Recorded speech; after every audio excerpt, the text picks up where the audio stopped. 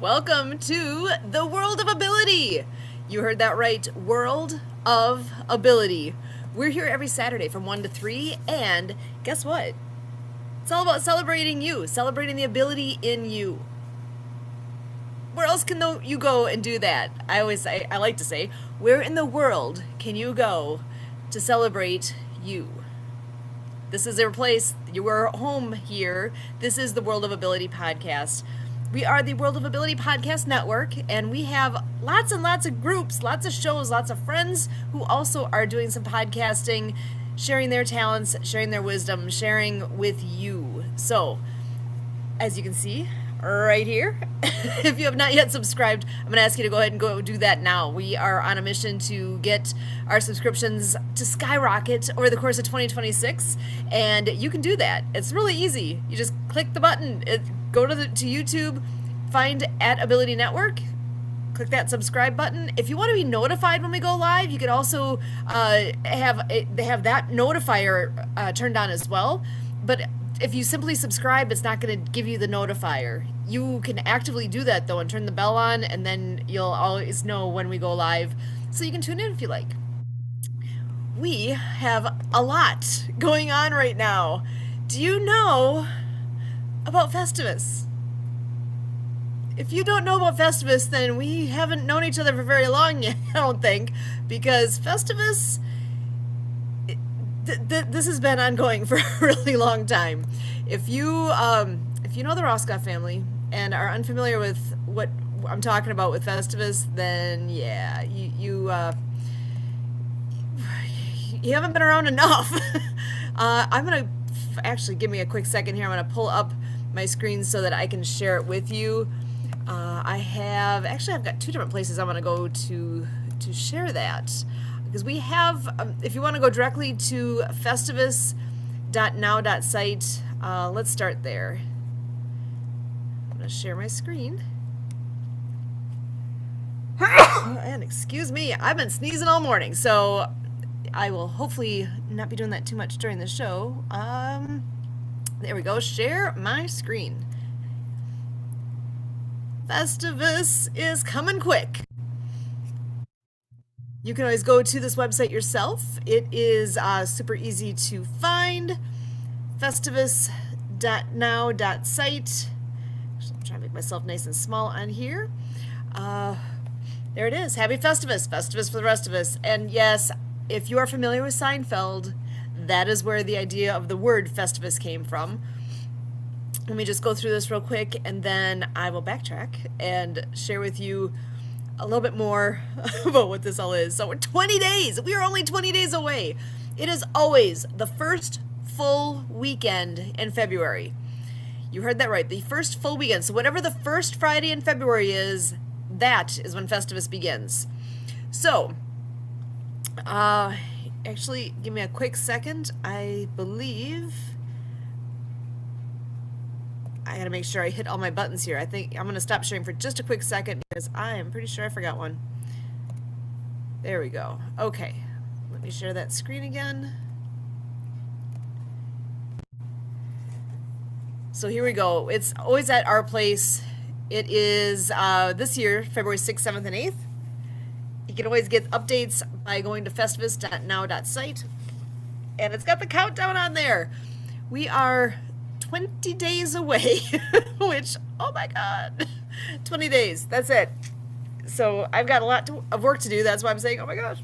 But here it is, about Festivus. Yes, we stole the name from Seinfeld outright, obviously. So we incorporate all the Seinfeldism pieces right into what we do, and there you go. You see Frank Costanza on there. I can seeing that face and pointing his finger like that. I can almost hear him say, he's got the crazy one-liners throughout. I got a lot of problem with you people. Oh my gosh, which is absolutely hilarious. He did the airing of grievances. That was part of theirs. We don't do that. We did it once. Didn't go well. So we don't do that anymore. But about Festivus, I'm going to read this so that those who can't see my screen will know what it says as well. Festivus is an annual event held on the first full weekend in February at Roscoff's Manor. our cute name for our house. Our mission is to provide a memorable experience filled with joy, excitement, delicious food, and endless fun.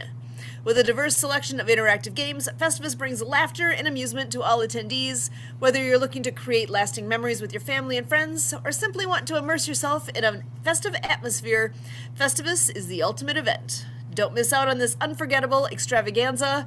Come join us at Festivus for the rest of us. And really, that's the whole point of the whole weekend, is just have fun. Have fun. That's it. We're in that space between the holidays and, at least for where we live here, the weather's cold, it's hard to get out and do stuff. It's going to warm up eventually, but it's going to be a couple months yet. So we picked this time of year because it's pretty reliably a time where, if you're going to have any doldrums, boredom, all those things going on, around here at least, this is the time of year where having something to look forward to, excuse to have fun, this is it. So we chose the first full weekend in February on purpose. And here we go. The itinerary. This is actually about the same as what we did last year, and I'm sure it'll tweak from year to year a little bit, but it generally is pretty similar from year to year. Friday night, anytime after 5, let the games begin. Show up, come to our place, show up online. It's actually the same Zoom link as what I'm on right now. We'll have an easy supper. I'm sure I'll make a big old batch of potato soup because it can be ready for you when you're ready for it. If you want to bring things, that we always welcome people to bring stuff too, but it's just an easy, relaxed type of thing for supper. Often we'll make some pizzas later at night because people are coming from a ways away. We don't always get all the big games started until a little bit later at night, just because of when people are able to get here. And sometimes having pizza at, as a late night snack is kind of nice. So that's been part of the tradition. But Saturday we call it a brunch buffet. It's varied from year to year. Have you ever heard of a Ziploc omelet? That's kind of a fun thing that we used to do pretty often, and we haven't had it as much these last couple of years, but that will be an option, I'm sure. Basically, simplest recipe ever. Get a pot of boiling water, get it boiling on the stove, grab a Ziploc bag, one that's not going to bust open. You got to have one that's a decent quality one.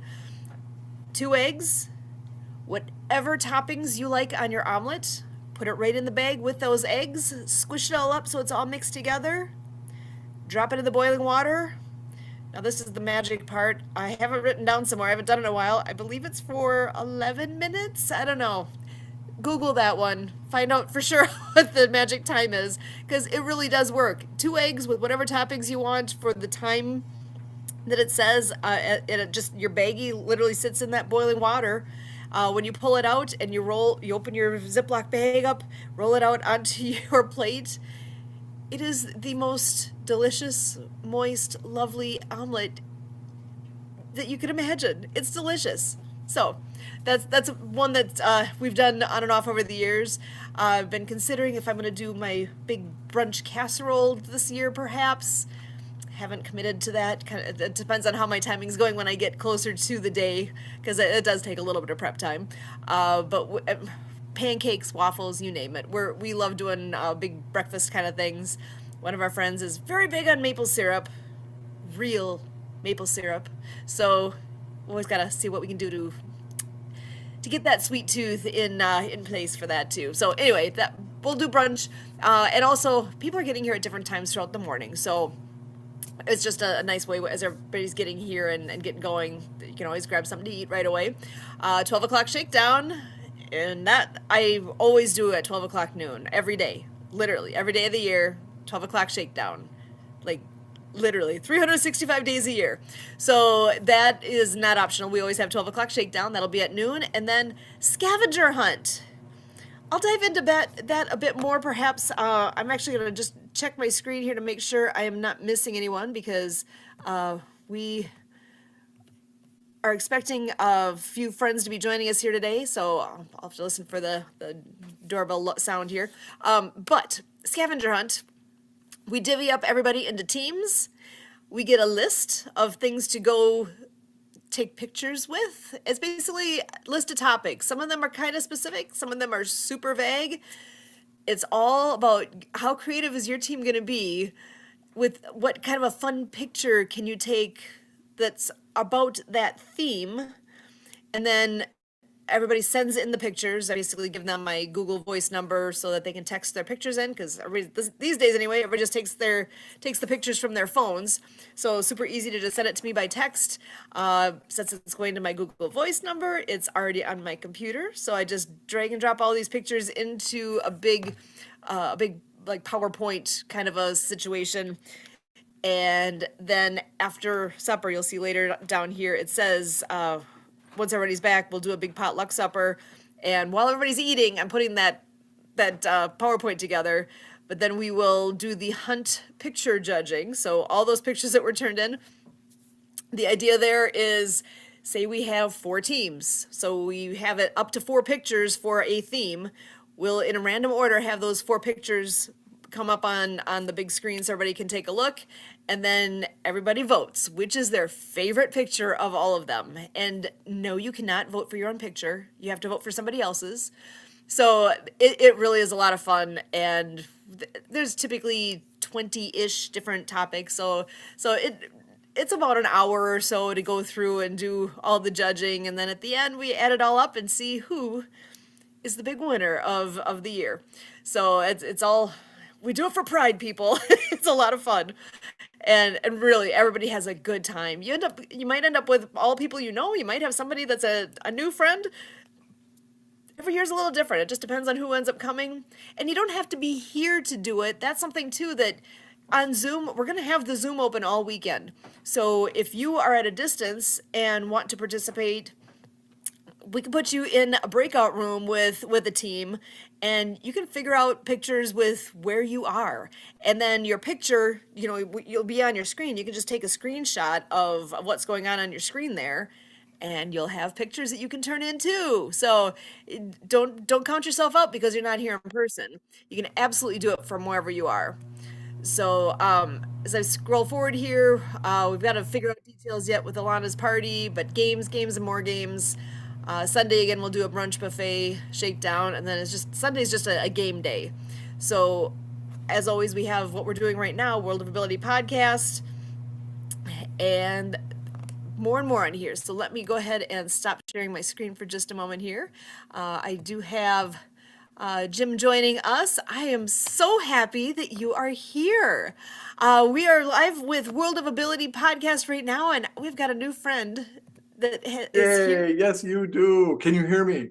I can. Give me a quick second here. I will get you on my screen, but my computer is deciding to not cooperate here. Here we go. Sometimes computers just wake up on a Saturday morning and think, we've not had enough energetic coffee. Exactly. So here we go. I am so glad you're here. Welcome, Jim. Do you want to go ahead and introduce yourself? Let everybody know who you are. Yeah, I did put an intro in the thing, but I'll introduce myself. My name is Jim Pehkonen. I am a life architect. And what that means is I work, like, at the core of what I do is trauma. I love trauma. I love playing in the field of trauma. I had to heal my own trauma, and now I assist others to heal theirs. And I've been coaching now for 20 years, 1 month and 11 days, but who's counting? I've started this new little counting thing. Live in Reno. I have customers all over, clients all over America. The World of Ability. We are in a space where we get to choose how to increase our abilities. And I just work I work on the playground of the mind, if that makes sense. Yes, I love that, actually. And that's a space where people may very much love that, and others can be like, oh, scary, I don't want to do that. They're like, stay away. Yeah. I love it, though. That is fantastic. So can you tell us a little bit of a backdrop of how you really got going in this avenue? And there's because what you're doing, there's a lot of people, I'm sure, would me included, are like, wow, this is really Yeah. unique and so awesome. I'm so glad you do what you do. But it not everybody's Yes. cup of tea, because that's a tough area to be in. Well, it's a tough area, and it's interesting because in my occurring world, I thought I was raised in a normal, right? In a normal, whatever you want to call, fill in the blank after normal. But I had some pretty serious trauma that it took me about 10 years to transform, and it still affects me, and it shouldn't take anybody 10 years, right, to what I say, live an amazing life. So after I did the work, that is when I started coaching. And like after I graduated college, so I was born in California, but then I always say when I was 2, 3 years old, I was kidnapped by gypsies, and they took me to the Midwest, and they raised me in the Midwest there, don't you know, which is Don't you know? far away from those left, like the left leaning part of the country there. And that's where all my trauma occurred.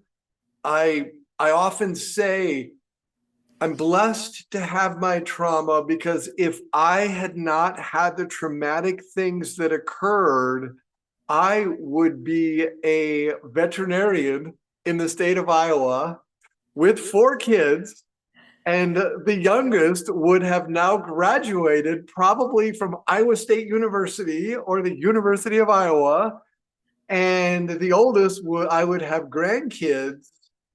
But whether you call it spirit or higher power, our karma, even let's throw that wooey word in there, karma. I was given a different set of life events that changed my course pretty dramatically.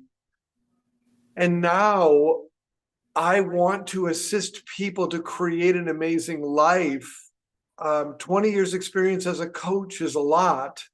Mhm. Prior to that, I was 20 years in traditional industry. When I graduated college, right, I did the right thing, and I got the job and bought the house and did all the right things until my dysfunction.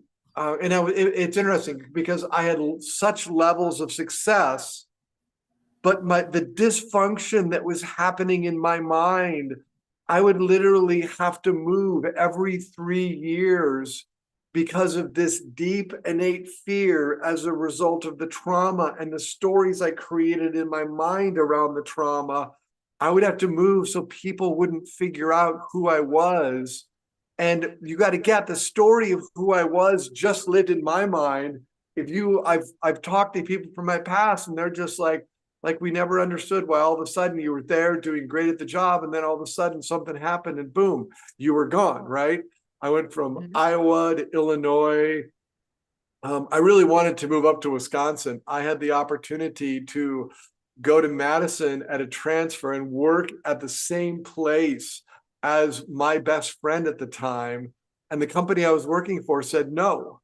So I said, fine, I will leave. And I went out to Idaho and I worked in a government lab. So it's been a wild journey.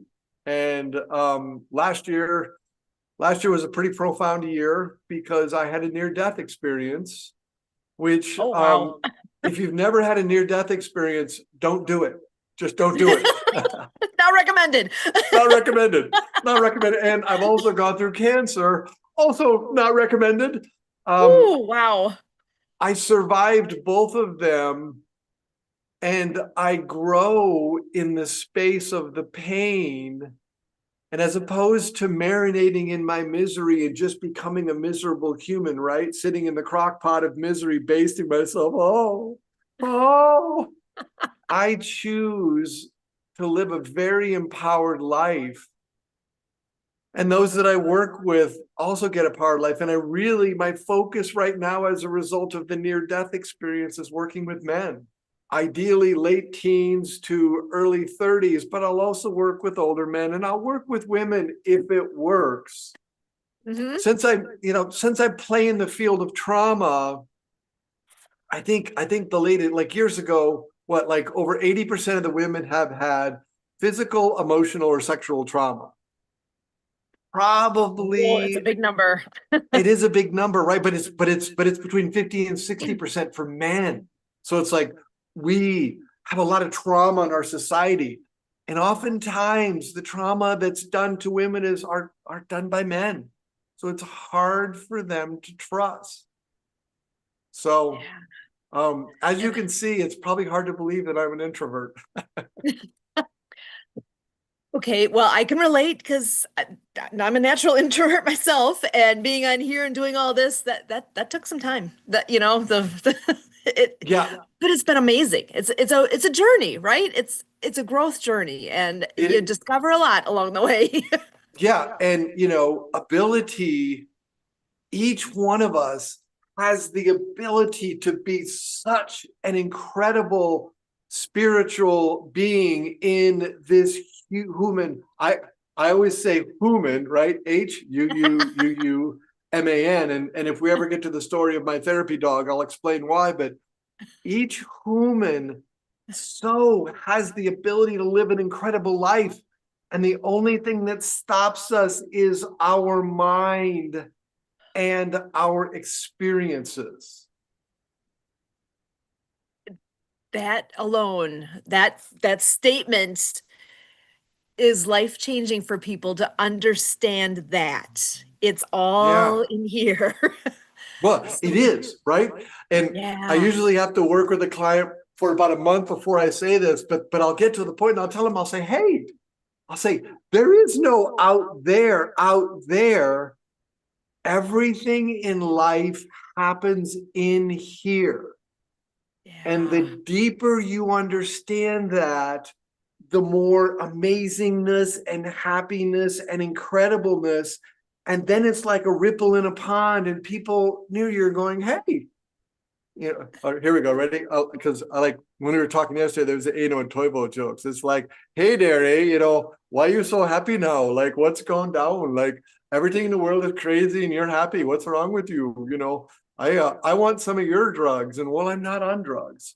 Oh boy, you're okay. You need to go sit over there. Love it. Yeah, oh man, I so many thoughts going through right now, actually. Uh, Just we pick one. pick Pick the one. one that is screaming the loudest in that voice in your head. Ooh, well, okay. This one is a very small related piece. It's standing out in my mind because I'm a lab geek. That's my job, is I work in a lab, and I heard you say the word lab, and I want to make sure to ask you before I move on. What was you had a job in a lab? Is that No, oh, I had a job at a national lab. at a So national lab? Okay. I worked at the Idaho National Engineering Laboratory, which is now the Idaho National Engineering and Environmental Laboratory in America, in a state. And I worked at the CPP. They love acronyms. Anybody that knows Yeah. government, like it's like acronym, Uh, right? alphabet I soup. worked at the yeah. And I got to take a breath here because I'm getting all excited. I worked at the chemical processing plant.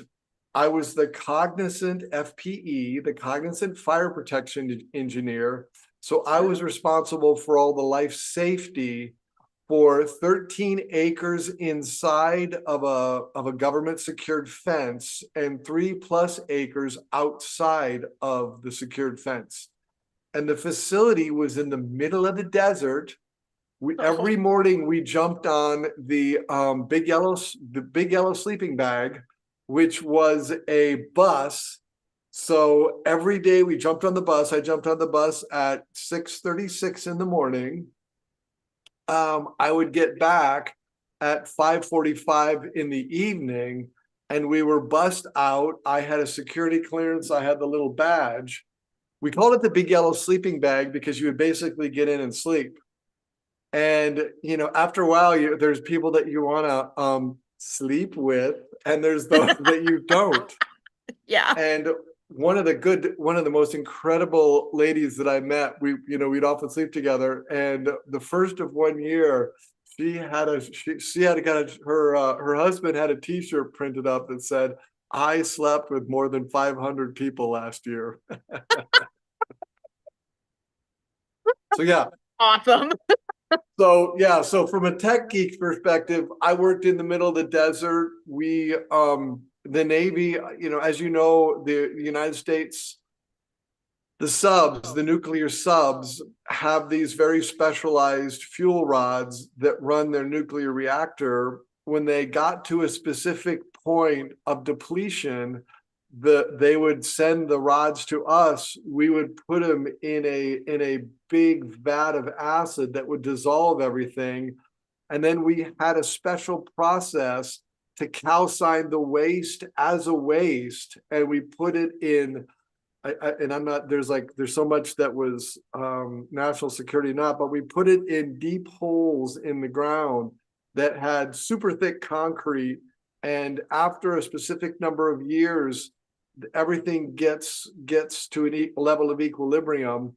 And then when they calcined the highly radioactive waste, they would take the yellow powder, they would calcine it, and it would end up to where they could send it back to wherever they make the fuel, which I believe was right across the road, like 2 miles straight across the road, was the facility that actually built the rods for the submarines. Interesting. Very unique. I know, right? I think I am a purveyor of rabbit holes, because I think you can pick a topic and we can go disappear down a rabbit hole and it can be very unique. I am having an amazing life. I only say I've had because when you have a near-death experience, I will say the most interesting thing about almost dying, about being crushed and hanging while you're crushed against a fence, is I have never experienced that level of peace in the world. Wow. It's like I knew I was dying. I knew I was dying. I knew that they wouldn't find my body for days. And I'm looking around, and all I felt was the deepest inner, like, you've had a real, and I'm like, you've had a really, really great life. It's been so amazing. And then, like, everything started to go white clouds and I started to see stars. And then my late father came through and he says, "You're not done yet." And the moment he said that, the machine that was crushing me stopped and I fell to the ground. Oh my gosh. And of course, I did what any male would do. I picked up the phone, I called my best friend. I said, like, "Hey, I think I hurt myself. I should probably go to the can you take me to the hospital?" And he was like, "Yeah, just got off work." He says, "I was just about to turn my phone off when you call," because when he gets off work and he gets home, he turns his phone off. Bless him. And he says, "Yeah," he says, "I'll be there in 15 minutes." And I literally crawled all along the back, got into the house. And I called another friend and said, "I think I messed up." And long story short, I ended up having 5 broken ribs, an abraded lung, a broken back, and they had to do emergency surgery to put a stent in my femoral artery because it was ballooning up and it was about to, and if it would have been burst 3 minutes and I would have been dead. Yeah. Wow. Yeah, all these things you're saying is like Kurt and I were EMTs for 10 years, so there's a lot of what you're saying that's just like hitting hard. You're like, dang. Right. And it's funny because at least where I live, when you get driven in, you can't go through the emergency entrance. They're like, "Go over to the public side." Yeah. So I'm in the public side in this metal wheelchair. It took 20 minutes and the lady's finally like, "Oh, okay, we'll make you a trauma level green." Oh my gosh. And then like a few minutes later, they wheeled me down. 2 people were, they put me in on a gurney or whatever they call them. They came in, they took an x-ray and they left, and the two people, they're giving me fentanyl, and I'm like, this hurts so bad. It hurts so bad. 15 minutes later, there was like 10 people, and they're like, do you realize what you did? Why didn't you call an ambulance? And I'm like, that was stupid mistake number one.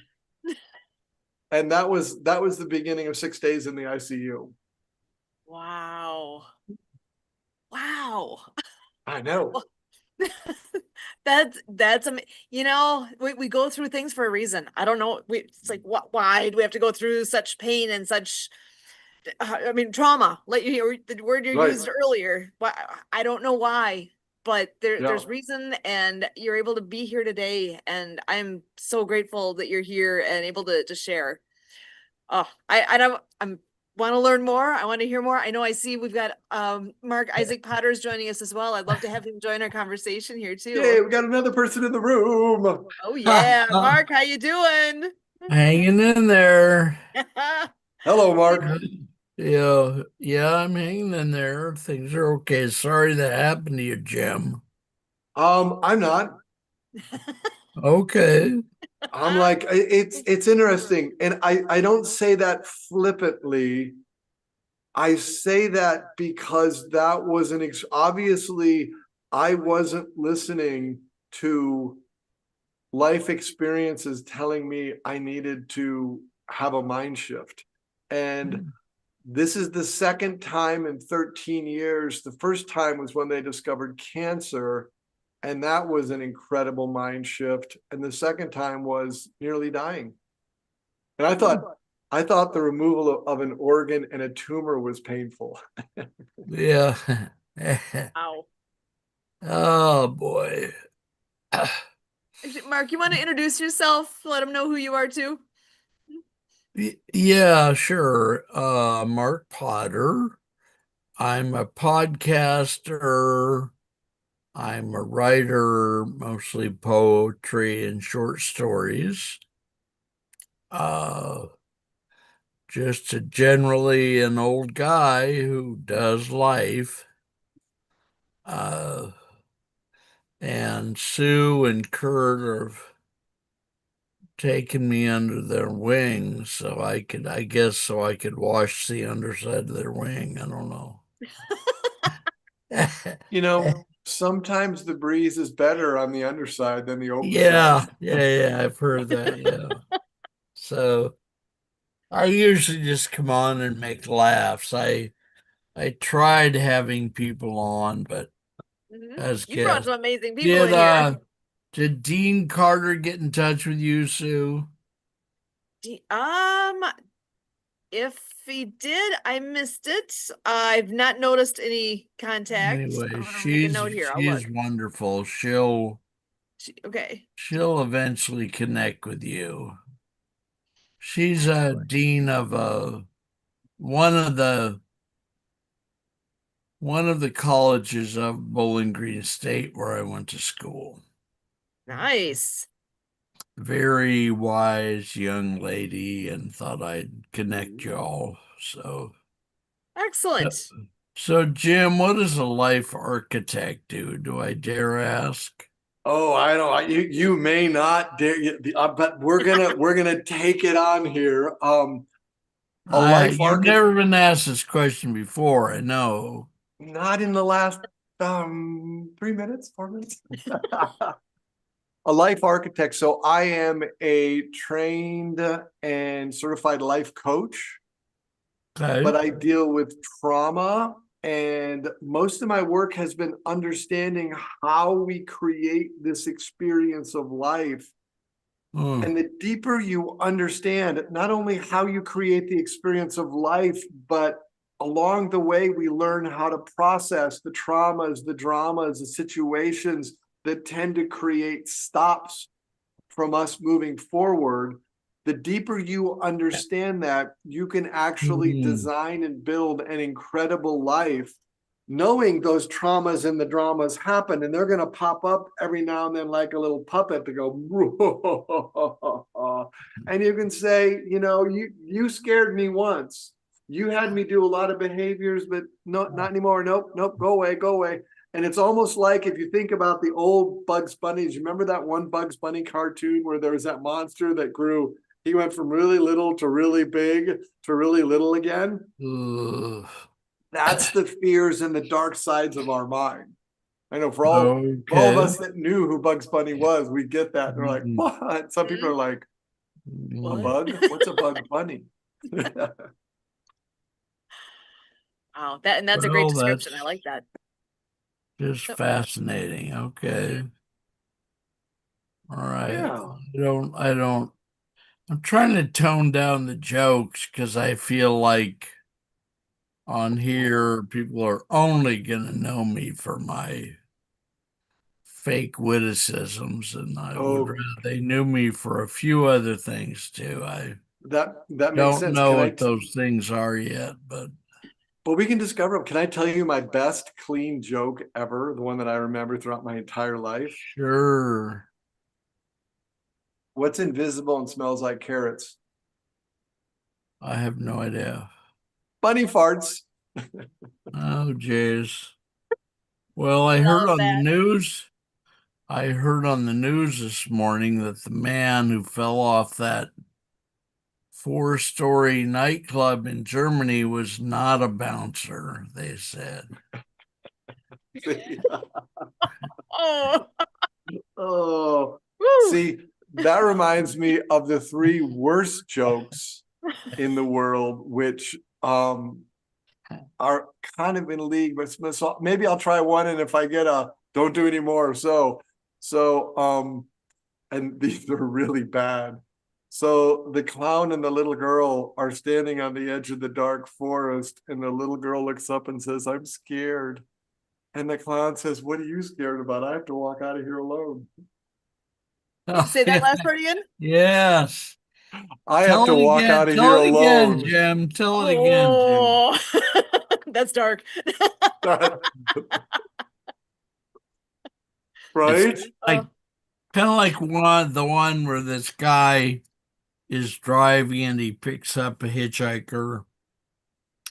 Yeah. Hitchhiker kind of pauses and assesses the situation and decides to get in the tar truck, and he turns to the driver and says something like, I don't know what he says, something about serial killer, why would the driver might possibly think of him as a serial killer the way he looks. And then he says that to the driver, and the driver says, no, the chances of two serial killers in one car is really small. Right? Yes, I gotta join the exactly. fun. I've got my favorites. Okay. We're water skiers. So All we right. do water ski shows all summer. So kind of an odd thing about us. All So one of my favorite jokes, I can't believe it was only just a few years ago that I'd heard it. But where do you take your boat when it's sick? Mm. Where? To the dock. Oh boy. See I love now, that one. That's an right? all audience joke. Very Well, simple. so I have another, mostly all audience. So we're gonna have you guys heard of like the Upper Michigan and Peninsula, the Upper Oh yeah. Peninsula of Michigan, the UP there, Yeah. don't you know? Heard of it. And up there they have Ano and Toivo jokes, right? Have you heard any of those Ano and Toivo jokes? I told one. I'm going to tell a different one today.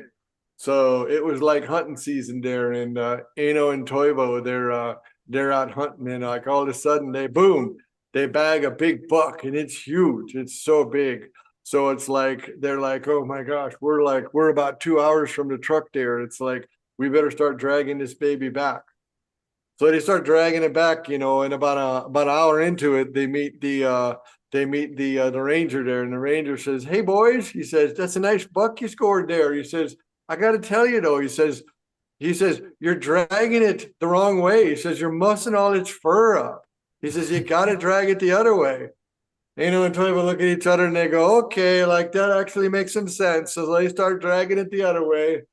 And about an hour later, Ano looks over at Toivo and says, wait a minute, isn't this where we shot this damn thing? Oh, yeah. Right? Oh, boy. Yeah. So they turn it around and they start going the other way again. And it's getting toward the afternoon. And they get to a place and Ano looks at Toivo and Ano says, I need to just take a rest here. I'm really tired. So he sits on a log and he starts taking a little nap there. And Toivo looks at Ano and says, well, he says, as long as he's taking a nap, I'm going to gut this thing. So he goes ahead and he guts it and he leaves it there. And it's like, all of a sudden, it's like, man, this buck is pretty light. I'm going to start dragging it.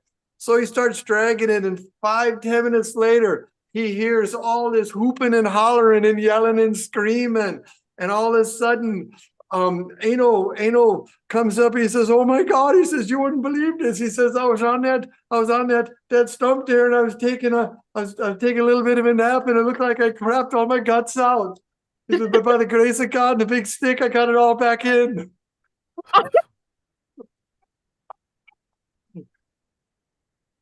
Oh my You God. guys are funny. Oh, Lord. So yeah, Uh-huh.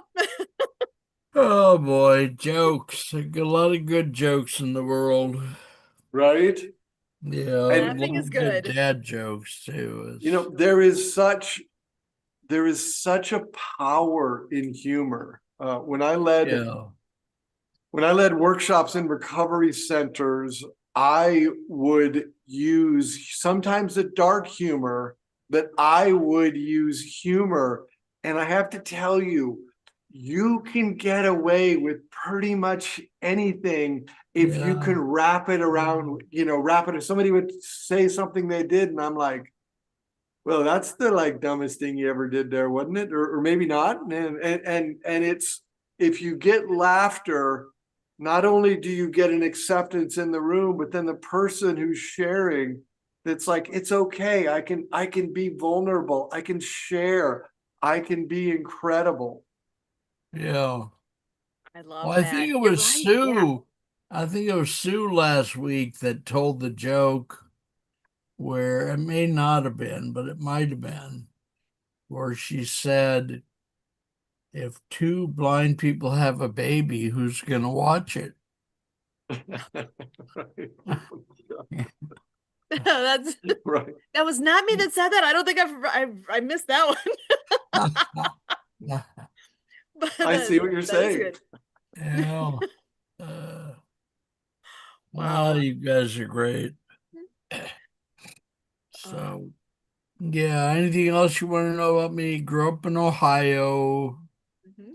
Uh, I have a lot of serious things I could say, but not in the mood. But someday But hold it.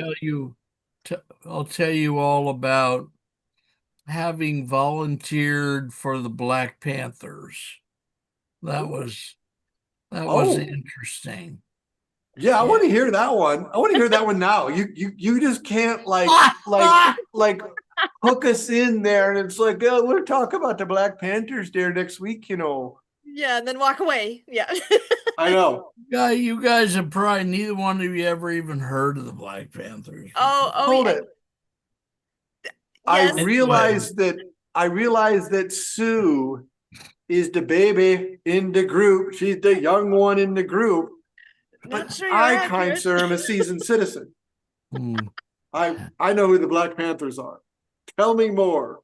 Well, in high school, I graduated from high school in '69. And the last project they gave us in high school was just simply write a paper on whatever topic you want to write it about. So I wrote a paper about the Black Panther, if you'll pardon my using the term, the assassination of them by the Chicago police, Mhm. especially Fred Hampton and Mark Clark. So I wrote this paper, which had just been a small article in Time magazine, and I researched it more. and they tried to kick me out of high school Ooh. for What? that because Oh, I don't know why. I I don't know lived in a why they would do little something like town that that was at all. rather white. So when I went to the university a couple years later, I met the local Black Panther Party guy, and I helped just a little bit with distributing their newspaper, which was called the Intercommunal News. And I was invited to go to a Black Panther Party meeting in Detroit, or in Toledo rather. And at the same time I was studying Gandhi. So halfway up to Toledo, halfway up to Toledo, I said, you know what? I get it, but I think I'd rather stick with Gandhi. So I just turned my car around and became later, well, within a year, became a trainer of nonviolent protesters for a private nonviolent agnostic group. I had dropped out of college by then, and yes, but it was an interesting thing, and I learned a lot of the good stuff that the Panthers have done. mhm. Breakfast program and a medical program and all those things. So yeah. So Yeah, yeah, that's quite Gandhi and the Black Panthers. Wow. I'm that's yeah, I mean they're both left wing, but they take a different approach. well, peace versus not of peace. Well, there's more, yeah. So it was interesting. And there is a new nowadays there's a very mild, very mild rebirth of the Black Panthers as a cultural nonprofit that works in the arts. Hmm. So they don't do any of those social change programs right now. But yeah, just something to talk about. So I yeah. yeah, especially these days. Yeah. Well, they started a few years back because I have a podcast where I have 501c3s on and Mhm. stuff. So, which reminds me, Sue, I Yes. meant to ask you, is there some of all the, they do, Jim, you already know they do like 60 to 80 things a day, these Only two maniacs over here, right. because Kurt's supposedly listening. Where do I send for-profit people? What program would they be allowed to be a part of? They could be here. They could come on any of our shows, really. It's all good. Somebody in your group said to that. I don't remember if it was Emily or Kurt or who, but Mhm. I've got a young man who he's a straight up he sells life insurance, but I like him because he's a very polite young man in his late 20s or early 30s. Him and his wife have got two or three kids and another one on the way, and they're just an adorable couple, very polite. And I checked with somebody in your group, and they said, no, you can't come on World of Abilities. So I wrote him I back don't and know what the heck. Yes, they can come on here. I've got an email somewhere that says it. Anyway, I'll go back and see what I'll happened bring because, him on. He just yeah. he just sells life insurance, but he's just an adore. The older I've gotten, the more I'm like being around polite young people the way we used to have to be polite when I was a kid. So yeah, Because so I'll have him I on. can So say I know on the show that we do on Wednesday nights That one's live on the radio with River West Radio, and they are a 501c3 location. Their FCC licensing is a little different. And even that, I've got business owners on there all the time, but there is a restriction that you cannot talk about prices and you No, cannot do any call to action. That's it. The TV channel where I own my show, we Mhm. were a public access and we were not You allowed to know. have a for-profit.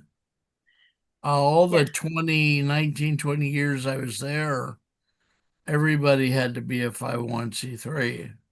Oh, Oh, yeah. No, we Or highlight people, whatever yeah, they all do. right. Well, I'll let him and yeah. his wife know. I'd love to be on Wednesday's show. I'd love to That talk about, but I want to talk about mental well-being, especially menstrual well-being.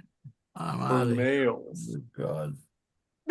And maybe wrap a little Gandhi in there, and we can have the Black Panthers as an example over right, there, I'm way out of over there, here. way in the I've corner heard over enough. there. It's like, Bye. I only stayed 20 minutes for a reason.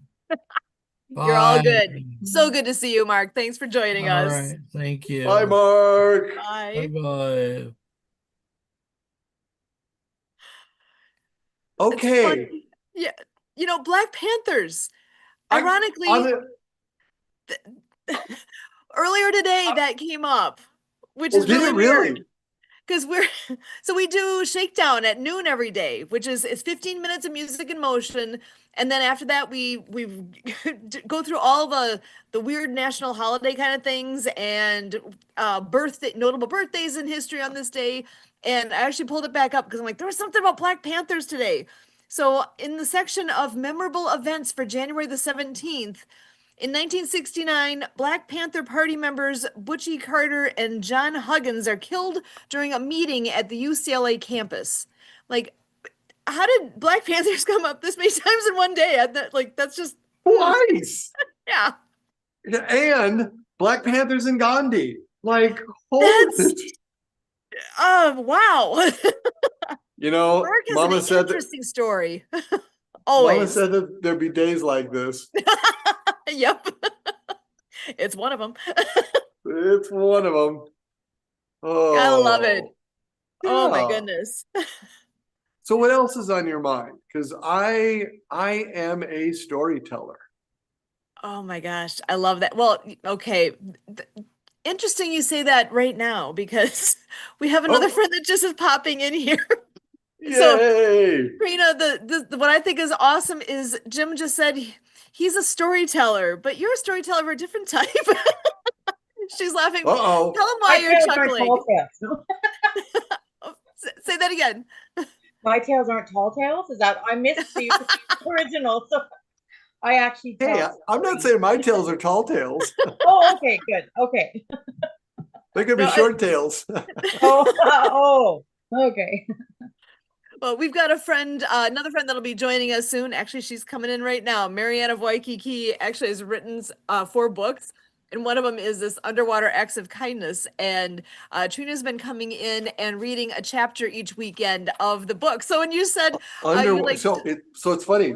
There's one of my 4 books. Oh, ooh, awesome.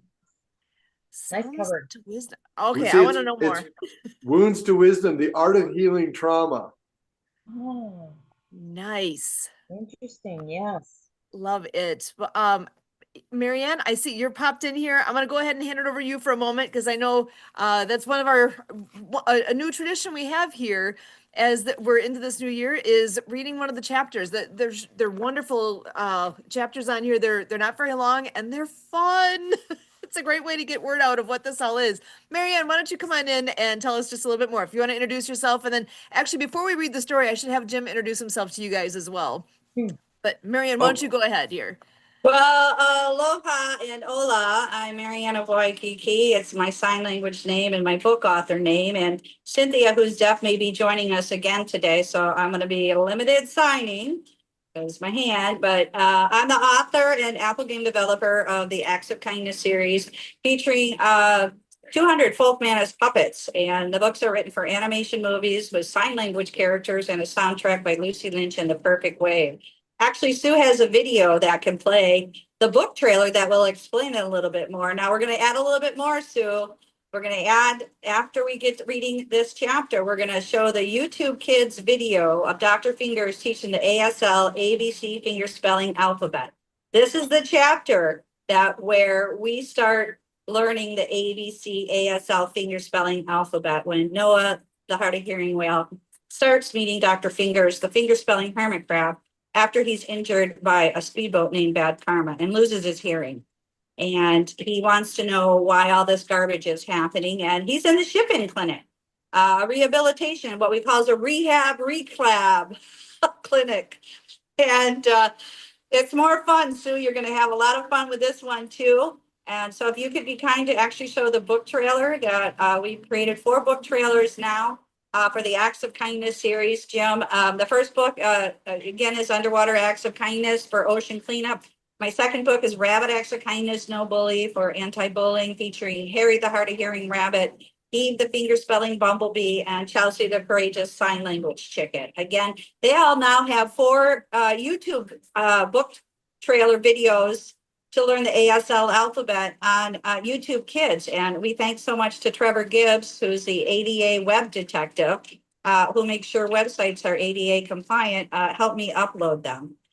So it's been a journey, and that is what the joy is. The joy is a journey of you, Treena, and we appreciate you reading this.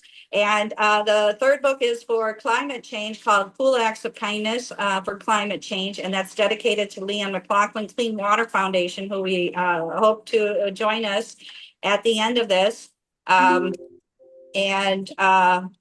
Yeah, so I'm grateful we got the series completed, and there's a little flyer here with Leon.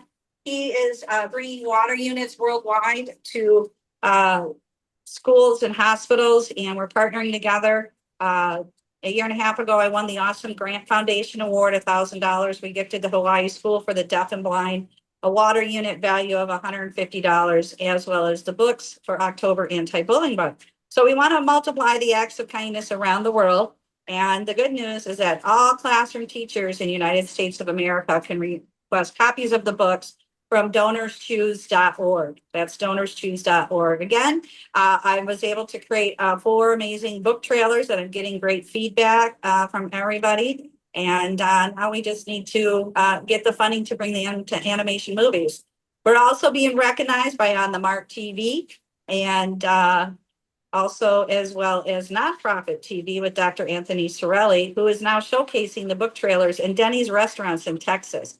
So what a dream come true to kind of get the word out there and to keep multiplying. We thank you, Sue and Kurt Roscoff, and Jay Stoyan, founder of the Disability Channel, for hosting this every week and to get the message out. And we created the book club now, so anybody can see it and watch it. And again, Sue, if you could be kind to play the book trailer. Then we'll have Treena read, and then we'll see Dr. Fingers. You're going to know the whole chapter. Oh my gosh, let's go. Just by listening to a story. Set sail with Underwater Acts of Kindness. Join Noah, the hard of hearing humpback whale, and his marine friends as they take on the Great Pacific Garbage Patch. On their journey between Hawaii and California, they discover an enormous pile of plastic, but with teamwork and courage, they plan to clean it up. With the guidance of DAW General of the New Earth Army, they rally ocean creatures and you to help restore our seas. Now available on Amazon Audible, listen as author Marianne of Waikiki narrates this inspiring adventure, featuring mesmerizing music by Lucy and the Perfect Wave and Nick's guitar, echoing the sounds of whales and dolphins. This book is dedicated to Boy and Slat, founder of The Ocean Cleanup, making waves for a cleaner future. Sing along with Noah's song and dive into a world of peace, love, happiness, and thanks. After reading, visit the Acts of Kindness series YouTube channel for more adventures. Learn the ASL ABCS with Dr. Fingers, the finger spelling hermit crab on YouTube, kids. Get coloring books now at www.actsofkindnessseries.com and Amazon. Plus, grab your New Earth Army t-shirt and pledge to protect our planet. Underwater Acts of Kindness by Marianne of Waikiki. Available now on Amazon, Audible, and actsofkindnessseries.com.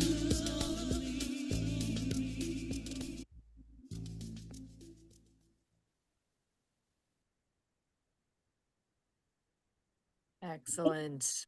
Thank you, Sue. So we got other guests joining us. Hello, Andrew. Hello, nice to be here. Nice to be here with us too. I'm Marianne of Waikiki. I'm the author of the Acts of Kindness series, and we're doing a weekly book club. And we're doing this at the second hour. So we just played the video trailer of Underwater Acts of Kindness. We have Treena Redmond here from Canada, who is a director of daycare up there in freezing cold weather, I heard.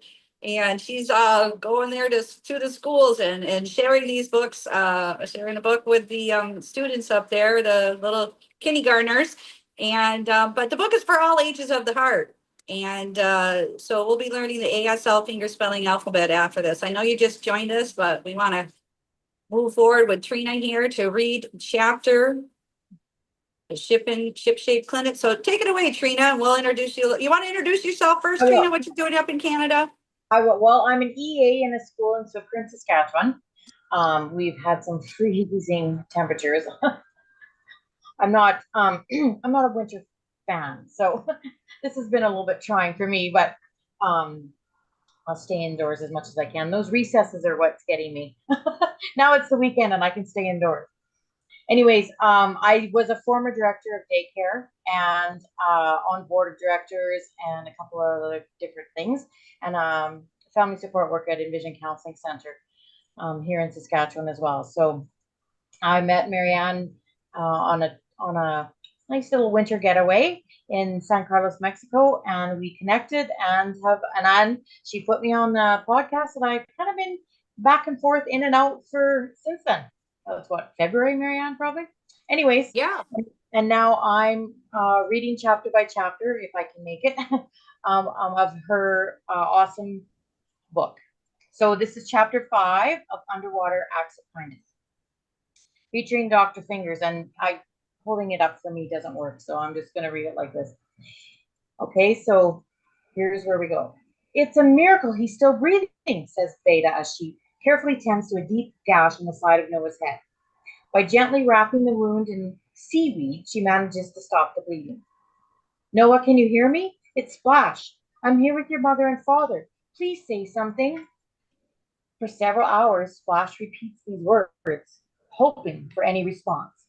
After a restless night attempting to revive Noah, the family is exhausted.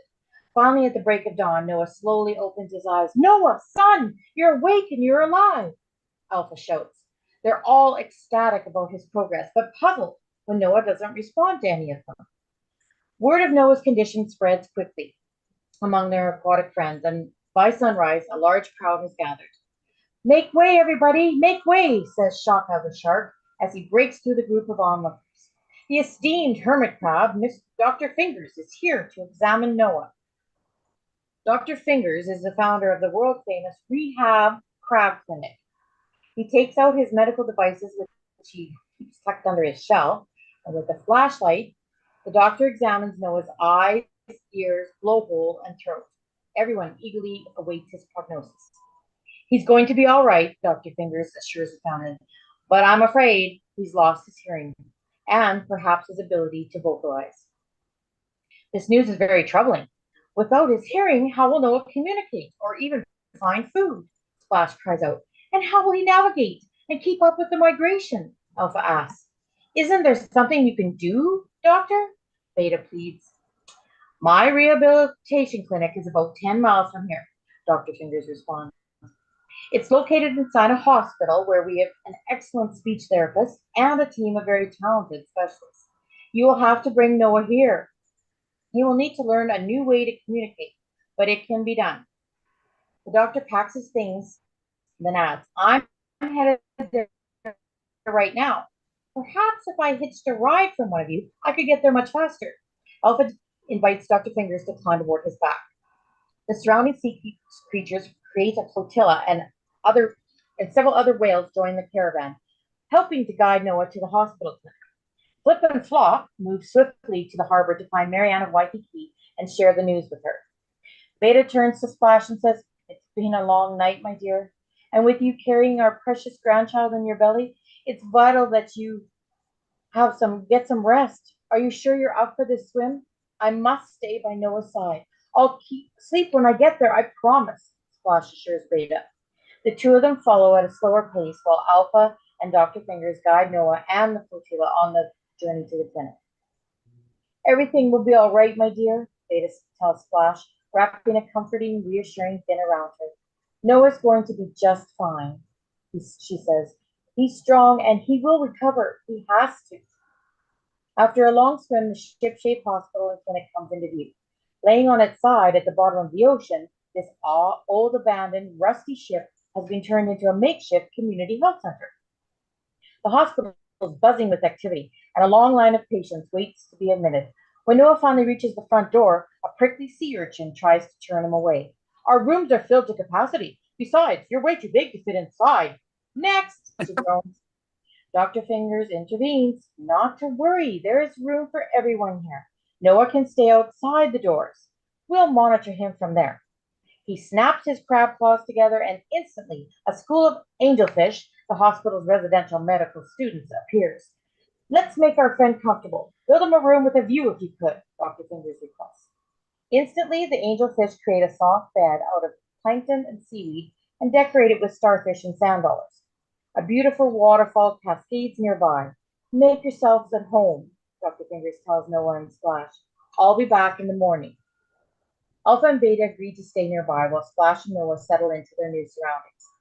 Noah, I realize you cannot hear me, but I want you to know I'll stay with you here as long as it takes, she says, hoping he understands. My, this certainly is a busy place, Splash mumbles to herself while peering inside one of the ship's many portholes. Noah, look! She is aghast and pulls him closer so that he too can look inside. They are both shocked by the sight of hundreds of crippled and sickly sea creatures, turtles, shellfish, eel, sea cucumbers, dolphins, and all manner of fish. Their sad faces portray illness and suffering. Some are tangled in fishing lines and drift nets. Others are soaked in oil or have swallowed plastic debris. Every hospital bed is filled. Many of the patients are young infants and children. Although he cannot speak, Noah looks deeply into Splash's eyes. They acknowledge that together they are witnessing a very sad and disturbing scene. Each of them lets out a mournful cry. Their wail song of sorrow vibrates throughout the surrounding waters. Splash should be elated, but Noah has just uttered his first sound since the boating accident, but she does not notice. Instead, the sight of the hospitalized infants distracts her. She thinks about their soon-to-be-born calf, due in several months, and wonders if their baby will be healthy. Splash and Noah eventually nestle into their inviting bed of seaweed to find slumber. Together, they gaze up at the great glowing moon, which regulates the ocean's mighty tides, and they see that it is half illuminated. Splash ponders, is the moon half empty or half full? She must believe that it is half full. All will be well, she reminds herself. All will be well. And that's the end of chapter 5. Yay! Awesome! Very nice. Beautiful read. I felt like I was under the sea. That was beautiful. Excellent. Thank you. Oh, and actually, I want to go ahead and introduce Andrew joining us, and then I want to circle back and have Jim introduce himself as well, because Andrew he's a photographer, inventor, and coach based in New Jersey. And he's known as the memory preservation guy because he's passionate about helping others preserving photographs, videos, and other art, both in digital and physical form. And he has spent more than 30 years working at that crossroads of technology, creativity, and business. From writing 4 award-winning books to inventing protective custom bubble bags for artists called the Gallery Pouch, to exhibiting his photographic work around the world and photographing people and pets. So, Andrew, I am so glad to have you joining us here. How are you? Great. Thank you, Sue. It's really wonderful. Excellent. And so we've got authors all around the room here because Jim, you also are an author as well. I wonder if you want to just take a moment and reintroduce, you've written 4 as well.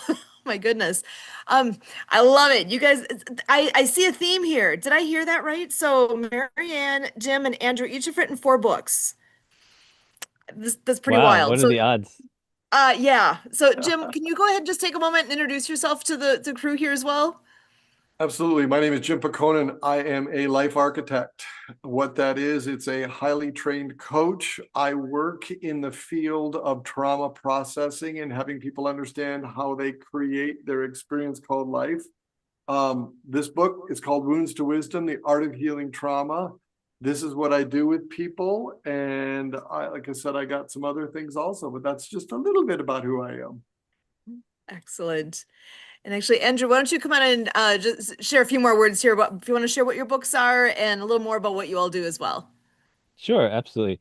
So I've been writing now for about 15 years. My first book was after being really heavily into photography and then printing, which ended up in me being invited to write my first book, which is a 500-page book all about how to make better inkjet prints. And the first half are all my tips and advice and photography of things I love to capture, and how to choose a printer, color management, et cetera, et cetera.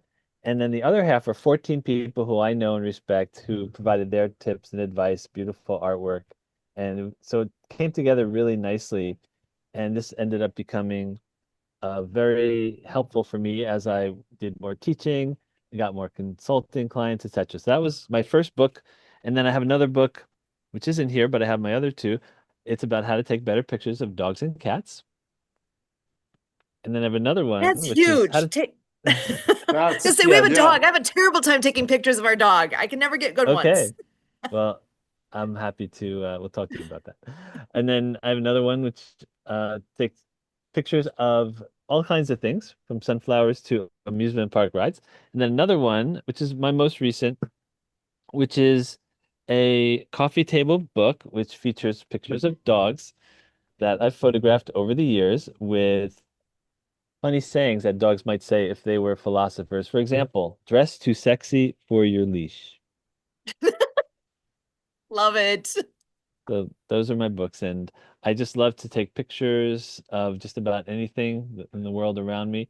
And now I'm doing pet story parties where I bring people together. We talk about pets from our past, our present, whether or not we have pets now, so that we can be uplifted by the stories that come from owning pets or taking care of pets. Or in my case, for example, when I was a homestay student at age 18 in Japan, we had a wonderful dog named Jiro, which means second son, because I had a homestay brother. The dog was the second son. I guess I was the third.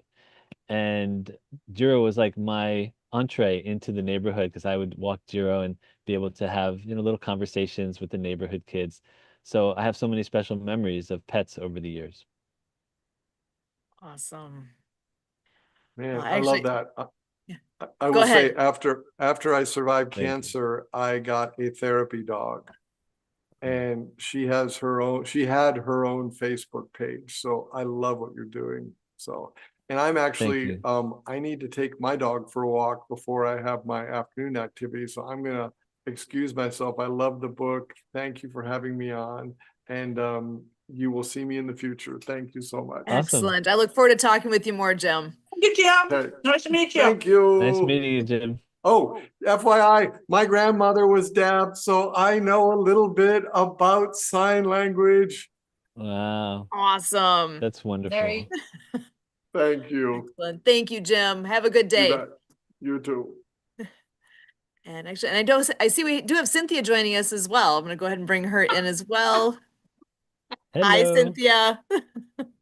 It was too bad I missed him because you were saying that he also had a deaf grandma. So, and you guys wrote book too. That was great. I loved your book, by the way, with Biscuit. I Thank loved you. that. So that's awesome. Thank you so much.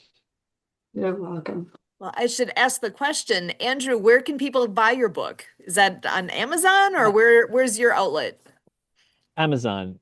And Amazon. if you can find, for example, the hardcover of that book, I recommend it over the softcover, but if you can't find it, the softcover is also perfectly good. It's the same exact book. Excellent. Yeah. Cynthia, can you go ahead and introduce yourself too, please? Yeah, we are a dog treat manufacturer. So we make dog treat in-house. And we are all about inclusion. If not, it wasn't even an afterthought for four leg. It is who we are. As a deaf entrepreneur, I've experienced firsthand what it's like in a workplace. So we try to embrace the differences and not just tolerate it. So that's why Four Leg has modeled inclusive hiring and mentoring in the beginning of the workplace. And we also care about the dogs with their health, what's in the treat itself. And so that's really important to us. So Excellent. we are That's in wonderful. distribution channels, and with everything that's going on in our society in the U.S., we're trying to change it and probably make it more of a box subscription for online orders. So that's what our goal is. Because we're mostly in the Pacific Northwest, we need to start branching out to other areas in the U.S. Mm. Excellent. Yeah. Beautiful. Thank you. Yeah, because we're coast to coast here. Because Andrew, it was New Jersey, Yeah. right? So New Yeah. Jersey, not as cold as Saskatchewan, I don't think. then we got Marianne in Mexico. So we literally are covering North America here. Nice. You guys are amazing. Wow, that's amazing. Three people, three countries in North America out of Yeah. four. Pretty wild. So, well, I want to just ask, do you guys have any questions for each other before I move forward here? I can ask if you guys have anything. Well, Um, the thing I wanted to do, I know we're moving forward because Noah the whale met Dr. Fingers. We have the ASL finger spelling alphabet. So I want to start showing it so all of you can learn it for Cynthia and how to sign your name. So maybe that's your homework for this week, and you have the video, Sue. So whenever you're ready to play it, you can do that. That If video, not, I don't know if I have. I was just looking and I'm trying to find the video that has the sign language in it. And I don't there's know. YouTube, Hmm. Dr. Fingers, Okay, let me see if the I can pull that Acts up. of Kindness series. So if you guys want to learn right now with Cynthia, that was part of the plan, and we're going to do it next week and every week. So all of you can learn to finger spell your name for Cynthia. It's the homework, right? Yeah, that's Oh, yeah. wonderful. here we go. Put Dr. them to the Fingers. test now. I do have it. I was looking in the wrong spot, which is silly. I have it. Here we go.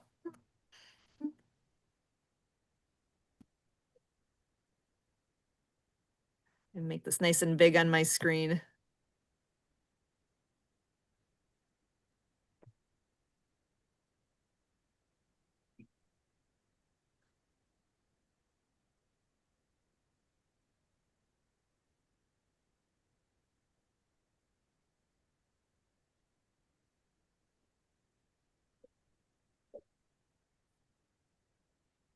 Oh, you see it? Okay, so Yeah. there is, yeah. So there's no sound, nothing. So you can focus because a deaf person can't hear. And also for autistic children. And anyway, that's why I decided not to have no sound, no music. So you can focus. Are you doing it, Treena? Let's see your hands. Let's see your hands up here. Come on, Q. Can you see it okay? Hmm. When we're on, but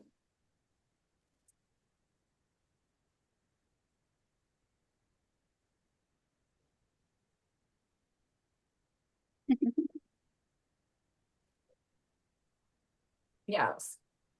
So this is the puppet, Cynthia. This is the puppet. Oh, wait.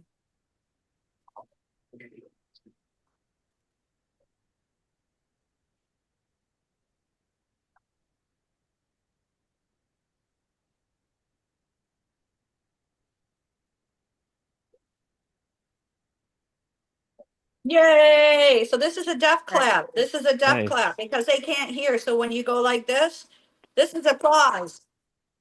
We hearing people can hear this, but deaf people can't. So Yeah, we make it more louder doing it this way. louder.